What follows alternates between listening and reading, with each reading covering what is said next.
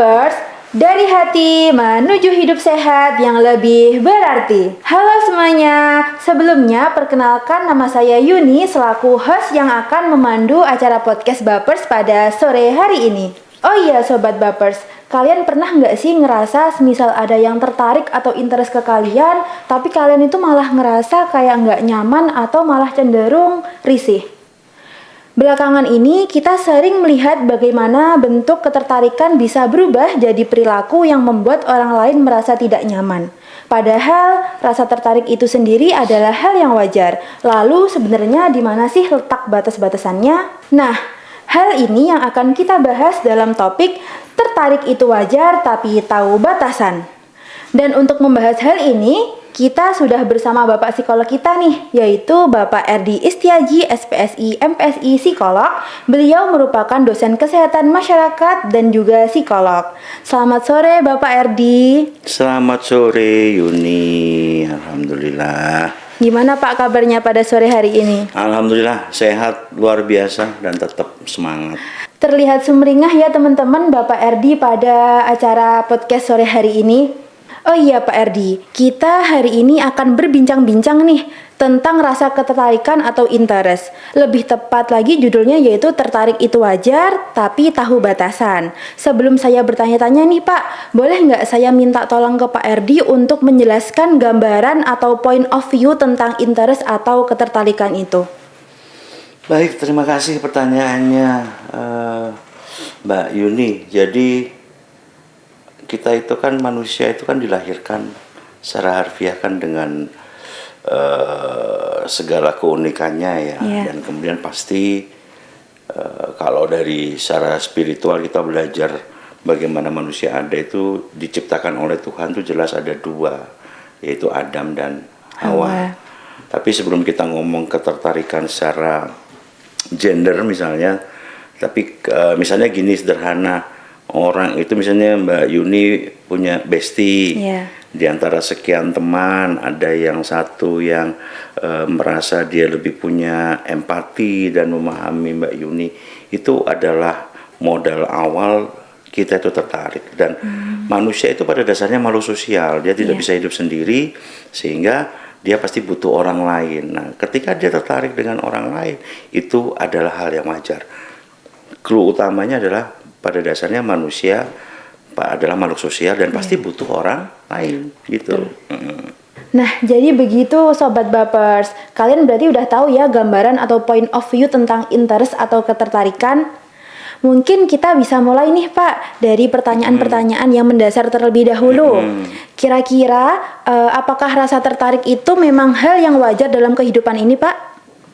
Wajar, menurut saya sangat wajar karena ya kita menjalani aktivitas apapun, kalau tanpa ada minat atau ketertarikan, maka itu pasti deh tidak menjadi sebuah hal yang membuat kita itu lebih semangat beraktivitas atau kita lebih nyaman menjalani apa yang harus kita kerjakan. Sehingga tertarik dengan orang lain, tertarik dengan hal-hal tertentu, itu adalah bagian dari keminatan dan setiap manusia pasti punya minat. Ya, sebagai contoh nih misalnya adik-adik kuliah mengambil jurusan apa.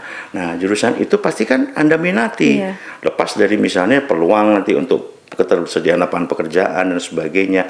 Tapi pasti Anda kembali dulu, oh aku nggak minat di jurusan ini deh, nanti ketemu orang-orangnya begini, ketemu di sini nggak itu deh, saya lebih cocok di sini. Nah, ini kan tertarik, minat. Nah, harapannya ketika kita menjalani sesuatu yang membuat diri kita tertarik, membuat kita suka, kita akan menjalani itu dengan penuh kenyamanan, dengan sepenuh hati tanpa ada paksaan, ada blocking dari diri kita yang membuat nanti kemungkinan ketidakberhasilan itu bisa lebih diminimalisir begitu. Baik, jadi gitu Sobat Bapers. Jadi ketertarikan atau interest itu merupakan suatu hal yang wajar. Karena biasanya kalau kita nggak tertarik atau interest sama sesuatu hal, pasti kita melakukannya dengan rasa yang tidak nyaman dan juga berat. Jadi kita harus tertarik dulu supaya kita bisa menimbulkan rasa nyaman di dalam diri kita. Kita lanjut ya Pak, pertanyaan selanjutnya. Yaitu biasanya kira-kira apa sih Pak yang menonjol atas perbedaan rasa interest atau ketertarikan itu dari mahasiswa? Gitu. Ini saya konfirmasi nih, maksudnya yang membuat interest dari mahasiswa terhadap apa? Hal apa? Pergaulan kah? Ataukah terhadap sebuah aktivitas kah? Atau terkait dengan yang namanya kepemilikan tentang sebuah benda atau gimana? Di sini perbedaannya itu kayak tentang ketertarikan mahasiswa dalam suatu hal gitu Pak. Apakah berbeda dengan orang-orang lain gitu? Oh, sebenarnya nggak ada perbedaan ya, apalagi dalam ruang lingkup aktivitas manusia, setiap manusia itu pasti punya rasa interest atau ketertarikan, sehingga mungkin sobat Bapers di sini bisa memberikan bisa mengambil contoh dari pengalamannya masing-masing. Oh, saya lebih tertarik untuk makan di tempat ini. Nah, kan ada aspeknya yang buat itu tertarik. Misalnya satu, rasanya enak. Yang kedua, di warung ini kan rasanya enak, masakannya tempatnya bersih. Kemudian pemilik warungnya ramah. Kemudian yang keempat, harganya ekonomis. Nah, itu kan ada beberapa aspek itu untuk misalnya masakan atau untuk seperti benda ya. Tapi misalnya juga kalau kita ngomong terkait dengan secara person, nah, misalnya Pak Edi tertarik dengan Mbak Yuni, Sobat Bapers juga tertarik dengan Mbak Yuni. Kenapa? Satu, yang buat saya tertarik dengan Mbak Yuni, secara body language-nya Mbak Yuni murah senyum, ya, selalu 2 cm ke kanan, 2 cm ke kiri. Kemudian selalu memperhatikan ketika ada orang. Nah, itu kan adalah bentuk indikator-indikator. Jadi dari mungkin bisa body language, kalau tadi misalnya dari faktor ekonomis ya, kalau secara ini kalau untuk benda, tapi kalau untuk person misalnya ya secara physically bisa dari body language-nya bisa ketahuan, kemudian dari sifatnya. Oh, Mbak Yuni selain misalnya senyum atau tersenyum, orangnya itu selalu berempati. Kalau kemarin saya juga dengan Sobat Bapers yang lainnya diskusi itu misalnya kadang-kadang kan kita itu seneng kalau dapat perhatian dari orang. Betul. Kita butuh perhatian dari orang, kemudian orang itu memperhatikan kita dan selalu menyamankan buat kita. Nah, itu beberapa indikator yang membuat orang itu tertarik. Gitu Mbak Yuni. Oke, baik Bapak. Kita lanjut ke pertanyaan selanjutnya ya, Sobat Bapers, yaitu kira-kira gender laki-laki dan juga perempuan itu apakah terdapat perbedaan sih Pak? Kita ngomong gender itu banyak aspek atau banyak hal yang melatar belakangnya berbeda. Misalnya secara biologis atau ciri-ciri anatomi tubuh saja sudah berbeda. Kemudian secara biologis juga secara kromosom kan beda. Makanya kalau kita lihat sobat-sobat Bapers mungkin tahu kalau lambangnya laki-laki bundar kemudian panah. Kalau perempuan bundar kemudian plus. Kemudian kalau misalnya kalau dari sisi kromosom XX, XY, kalau laki-laki XY, kalau perempuan kan XX. Nah, dari aspek perilaku itu juga pasti berbeda.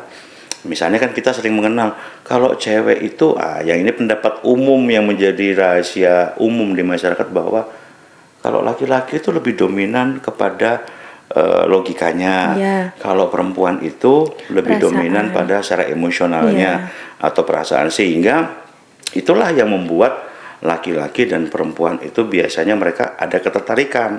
Satu sisi seorang perempuan misalnya dia kadang-kadang kalau mengambil keputusan dalam logika banyak dipengaruhi emosionalnya, butuh bestie, butuh sahabat, misalnya Sobat Bapers A dengan Sobat Bapers B, ini cewek, ini cowok, tertarik karena yang ini banyak memberikan masukan secara dari pola pikirnya, dari logikanya.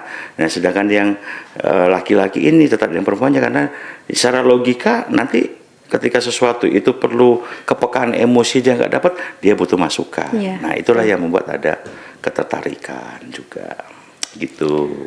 Berarti gender lelaki dan perempuan itu pasti ada perbedaannya ya Pak? Ya, itu terutama dari aspek mungkin secara kalau ngomong secara psikologis pasti dari sifat dasarnya. Walaupun mungkin Sobat Bapers sudah juga belajar tentang psikologi bahwa yang membuat perbedaan tadi kan jelas secara psikologis itu kan secara kognitif, afektif, dan psikomotor. Nah, kalau kognitif ini misalnya kalau membuat orang interest yang berbeda, kalau laki-laki dominan di kognitifnya, perempuan itu dominan di afeksinya.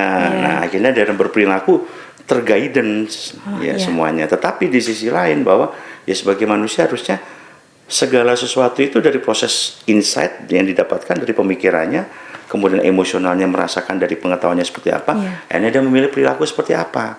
Nah, karena secara dasar tadi laki-laki udah dikatakan dominan di kognitifnya, mungkin secara emosionalnya nggak dapat. Nah, dia butuh orang lain yang bisa memberikan advice terkait bagaimana guidance emosionalnya, sehingga perilakunya bisa bisa sesuai dengan misalnya kalau landasan psikologinya. Tetapi sebaliknya ketika si perempuan ini, oh ya aku ngerti caranya begini, perasaanku harusnya begini, loh tapi strategi operasionalnya bagaimana, kita butuh dengan yang laki-laki. Begitu gitu Mbak Yuni. Oke Pak, terima kasih.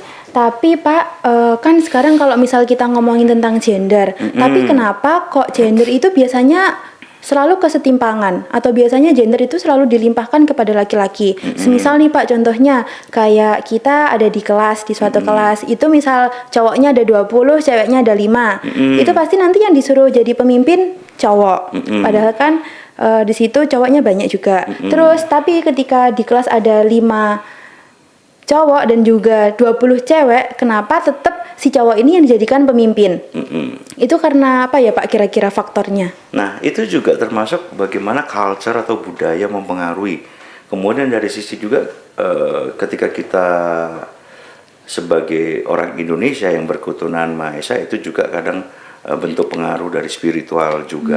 Tapi di sisi lain, makanya kalau secara keilmuan itu kan ada psikologi gender, dan itu kebersamaan. Tapi kita kembali lagi, kalau kita mengingat sejarah, kenapa sampai saat ini barusan kita lewati ada Hari Kartini, di mana seorang ibu kita Kartini itu memperjuangkan hak-hak wanita untuk bisa mendapatkan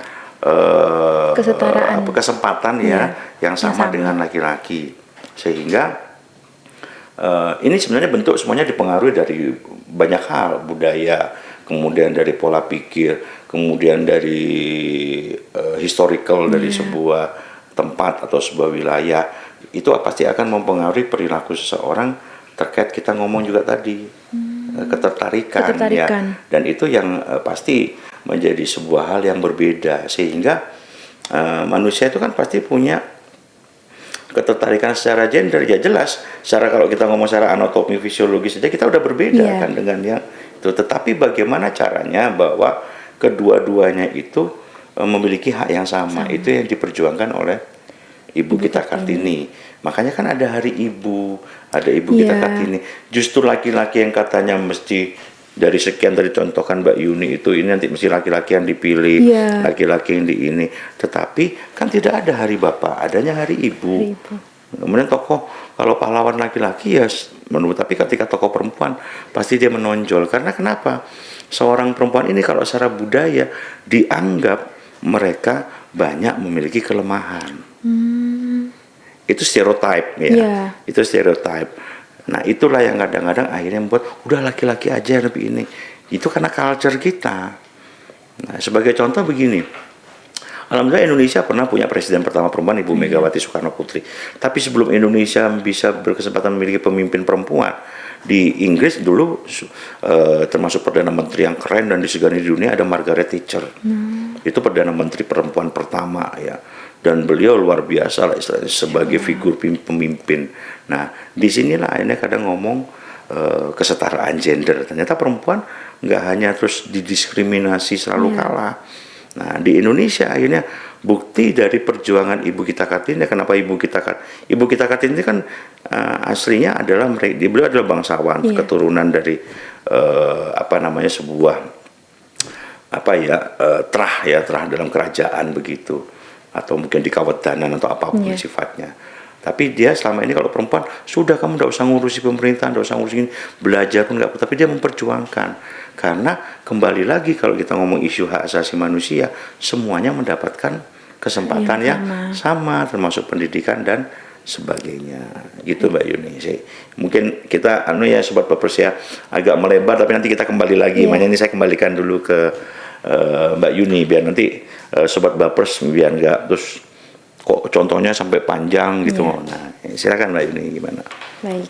Nah, oke. Tadi kan kita membahas tentang ketertarikan atau interest ya, Sobat Bappers. Nah, di sini kan baru-baru ini kan ada kasus yang viral nih, Pak, tentang pelecehan seksual. Bahkan yang melakukan itu ada 16 orang lebih dan dari univ ternama.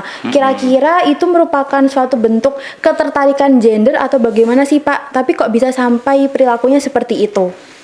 Baik, terima kasih Mbak Yuni. Jadi sebenarnya itu dasarnya awalnya kan adalah bentuk ketertarikan, tetapi output atau komponen perilaku yang dipilih itu keliru, dimana akhirnya itu kesannya malah menjadi sebuah hal yang sifatnya merendahkan, apalagi ini masalah seksual, ya, melecehkan secara seksual. Karena sekali lagi, kalau ini saya mengutip teorinya Sigmund Freud di psikoanalisis bahwa manusia hidup itu mengejar prinsip kenikmatan.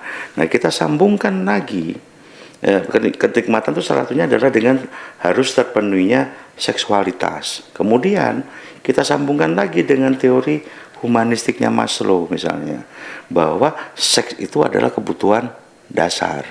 Ya. Nah, kita coba juga nyambungkan lagi secara tugas perkembangan.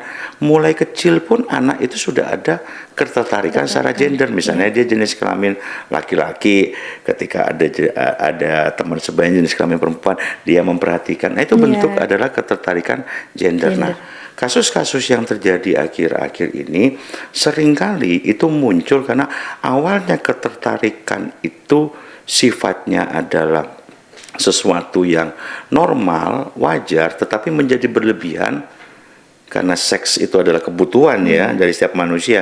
Cuma indikator atau tools perilaku yang dipilih itu yang berbeda-beda. Nah, seringkali kalau kita ngomong pelecehan seksual, awalnya itu kadang-kadang contoh kan itu ya kejadian itu misalnya mahasiswa sampai 16 itu kan pakai chat. Itu kan pakai chat. Nah, arahnya kan pelecehan seksual secara tulisan ya. Nah, bahasanya kan begitu. Karena kadang-kadang kalau kita ngomong pelecehan awalnya itu dimulai dari normalisasi. Itu ada apa ya? Ada pendapat atau ada temuan juga di mana dikatakan itu sebagai normalisasi. Misalnya, oh yes biasa kalau cowok itu ke cewek ngomong gitu goda-goda nyepil-nyepil. Padahal sebenarnya itu kita kenal dengan istilah yang namanya apa? Catcalling atau apapun. Nah, termasuk intinya begini, kita kalau kembali pada apa yang diperjuangkan Ibu kita Kartini, semuanya itu berhak, seorang perempuan di Indonesia itu berhak mendapatkan kesempatan yang sama. Tetapi secara harfiahnya sebagai seorang perempuan juga harus tetap tahu posisinya bahwa dia perempuan. Nah, laki-laki karena kadang-kadang dari culture sudah merasa laki-laki itu lebih superior, pelecehan itu muncul karena normalisasi. Alah cuma gudoni koncone koyo ngono, atau hanya cuma yang rasanya terkait, kamu cantik deh, hidung kamu mancung. Itu tidak akan jadi pelecehan ketika yang diajak ngomong itu nggak ada masalah. Tapi ketika dia tidak nyaman, nah itu bisa jadi kan pelecehan. Nah, misalnya kayak dulu kita waktu kita usia remaja, misalnya kita memanggil teman kita dengan julukan, selama itu juga pelecehan loh ya, tidak harus ke seksual, tapi sudah merendahkan orang lain. Tapi selama orang itu merasa tidak terganggu ya sudah. Nah, ini normalisasi dari kebiasaan tadi akhirnya memunculkan peluang yang namanya pelecehan. Padahal yang dianggap normalisasi tadi adalah bentuk sebuah kebiasaan yang sebenarnya tidak menghargai dari orang lain.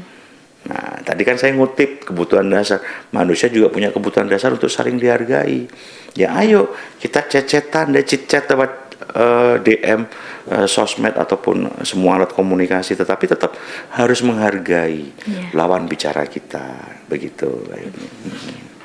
Oke, jadi gitu ya Sobat Bappers, kita juga harus tahu batasan nih antara interest atau malah ke pelecehan seksual begitu. Di sini Pak, kita kan sebagai orang promosi kesehatan dan ilmu perilaku, kira-kira upaya apa sih yang bisa kita lakuin untuk mencegah hal tersebut dan juga bisa mengedukasi ke masyarakat sekitar? Oke, terima kasih pertanyaannya. Jadi kan tadi kalau saya udah ngomong terkait dengan normalisasi. Nah, akhirnya sesuatu yang katanya sebenarnya kita menghormati dan menghargai orang lain itu agar tidak menjadi sesuatu yang harapannya itu kita tahu porsinya, yang dinormalisasi jangan sampai terdegradasi. Jadi ada degradasi perilaku yang itu tidak menghargai orang lain, apalagi itu mengarah pada seksualitas ya. Akhirnya kan di degradasi itu ada istilah tadi, catcalling misalnya, kemudian usikan seksual. Dulu tuh memang ini perkembangan ilmu pengetahuan ya, sekarang ada istilah catcalling, kemudian normalisasi, kemudian eksploitir body ya, mengeksploitir tubuh. Ya kalau tubuh kita sendiri, tapi kan jarang begitu, mesti kan ke orang lain, eksploitir tubuh seseorang. Nah, agar itu tidak terjadi degradasi, ayo mulai awal itu caranya jangan menormalisasi sesuatu yang harusnya intinya di situ bisa menyebabkan orang lain itu merasa tidak nyaman, termasuk terkait dengan seksualitas. Sebagai contoh, saya itu kan ada kasus lagi. Seorang ini yang terbaru nih, barusan yang paling saya miris itu adalah yang salah satu tokoh agama sampai korbannya 50, satu hari 2 santriwatinya, dan kebetulan itu di pondok itu santriwatinya itu adalah dari kalangan yang ekonominya tidak mampu, ya dia kan tidak bisa speak up. Karena apa? Takut nanti kalau nggak gitu gara-garanya tidak bisa dapat. Dan harapannya itu kan figur harusnya jadi gurunya, jadi orang tuanya, tapi malah menormalisasi itu tadi. Ini sesuatu itu jadi degradasi moral kan. Nah, itu bisa muncul karena kadang-kadang ada yang namanya superioritas. Sebagai contoh, yang tadi saya ngomong, seorang pendidik dengan anak didiknya seperti itu merasa bahwa seorang pendidik lebih superior. Karena lu butuh gue, Anda butuh saya dari ilmu saya. Nah, disinilah kita perlu untuk membuat diri kita itu tidak mudah dianggap melecehkan, dan kamus yang dikatakan itu membuat orang lain gak nyaman. Melecehkan bukan hanya ke seksual loh ya, tapi melecehkan secara personal dan sebagainya. Kalau seksual itu biasanya arahannya terkait dengan body, kemudian orientasi. Karena sekali lagi tadi saya ngomong, kata Freud itu libido itu adalah kebutuhan dari manusia.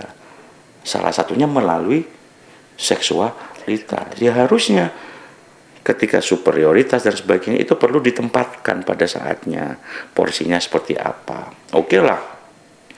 Maka dari itu saya pribadi, Sobat Bapers, ketika saya diamanai menjadi seorang pendidik, saya tidak pernah ngomong bahwa saya lebih pintar. Saya berusaha menyampaikan, saya cuma menang pengalaman hidup dan pengalaman belajar lebih dulu. Ketika ada hal yang baru yang saya tidak paham, saya belajar.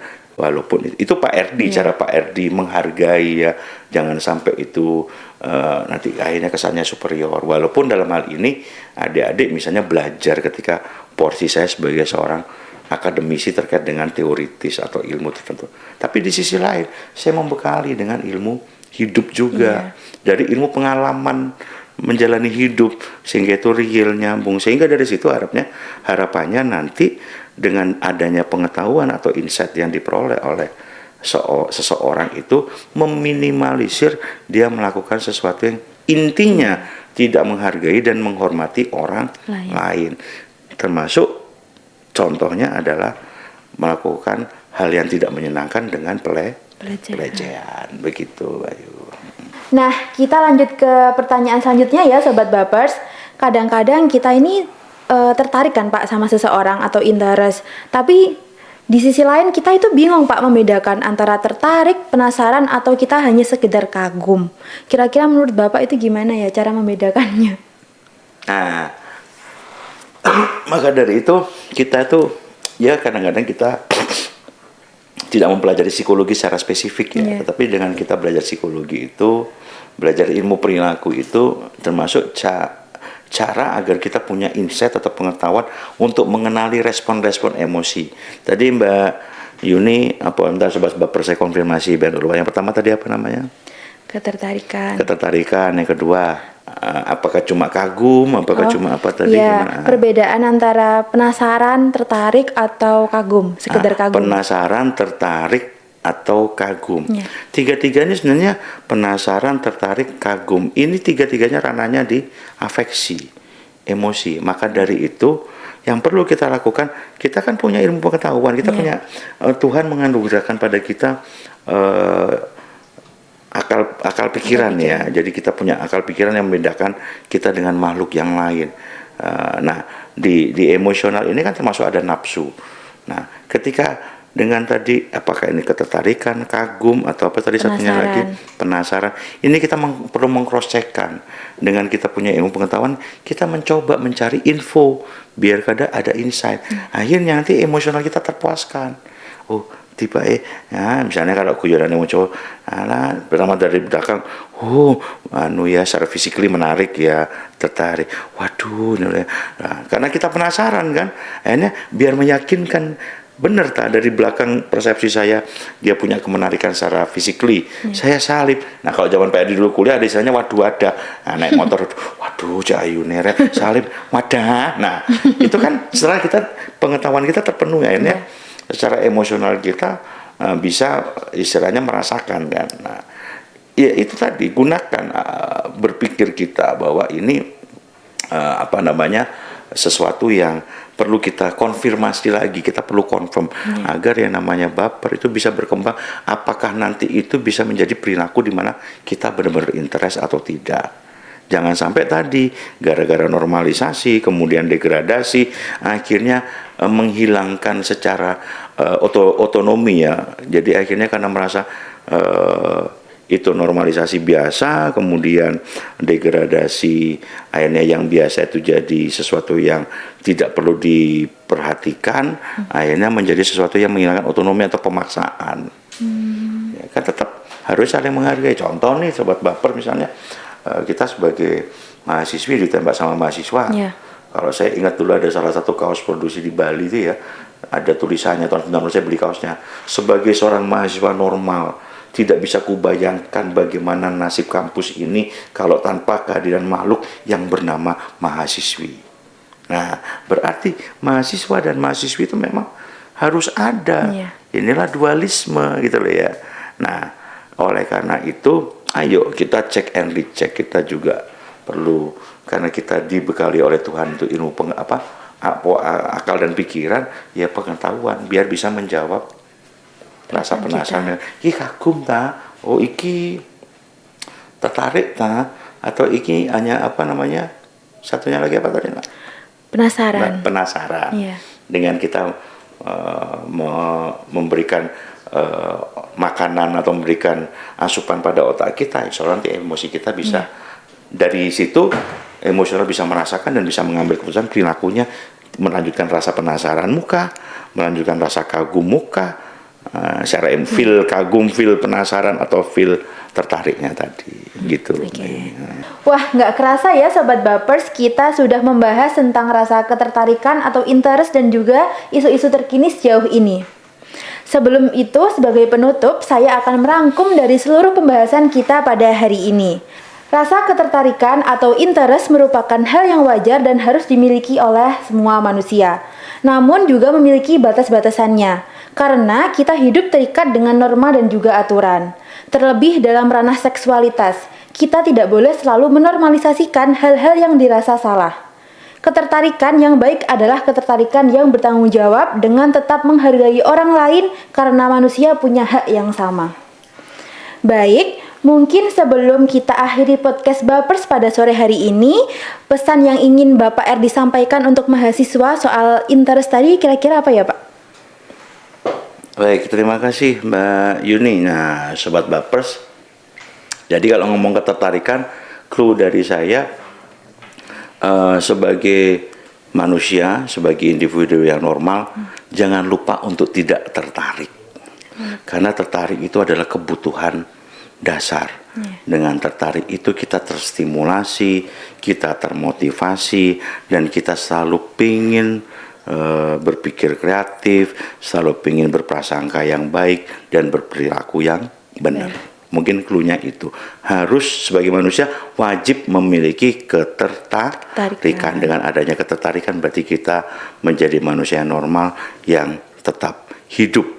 Baik hidup pola pikirnya, hidup hatinya, dan hidup perilakunya ke arah yang positif. Begitu Sobat Bapers. Semoga nanti semua Sobat Bapers bisa mengaplikasikan ini. Begitu. Terima kasih Mbak Yuni. Jadi begitu Sobat Bapers, jadi harus kita ingat-ingat ya pesan dari Bapak Erdi tadi, kita wajib tertarik, namun juga harus mengetahui batas-batasannya.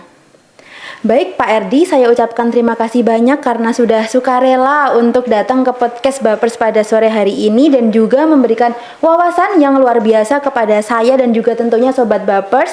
Dan semoga apapun yang disampaikan Pak Erdi pada sore hari ini membuat manfaat dan juga barokah kepada teman-teman semua. Amin. Sehat selalu Pak. Terima kasih, sehat selalu juga untuk Yuni dan Sobat Bapers yang lain. Selamat melatih rasa ketertarikannya. Kita tutup podcast Bapers pada hari ini. Selamat sore dan sampai jumpa di episode selanjutnya. Bye-bye.